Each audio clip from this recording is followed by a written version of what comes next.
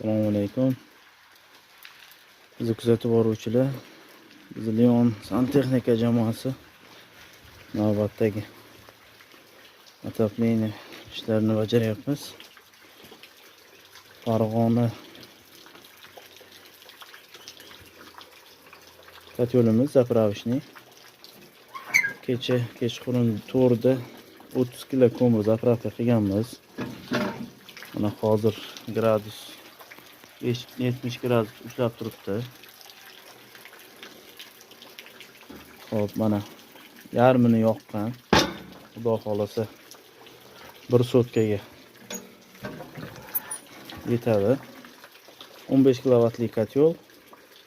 Zakritый 4 listda yasalgan, горячий listlar bilan. Utuplenniy variantini tashqariga qo'ysa bo'laveradi. Sistemamiz zakritый yopiq sistema deydi.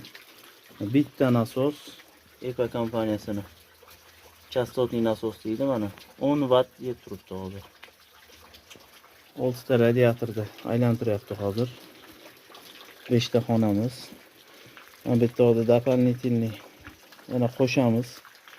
Bitta turbani mana kovlab olib borib дополнительный hozir mana bitta. Xo'p, oshxona, yana bitta xona, dushni qo'shamiz.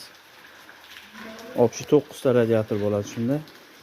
Shunda hozir mana mehmonxona, bitta ayvon deyiladi.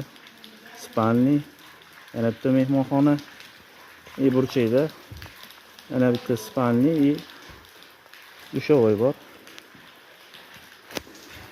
Hozircha mana shu 7 ta radiator, 5 ta xonani isitayapti.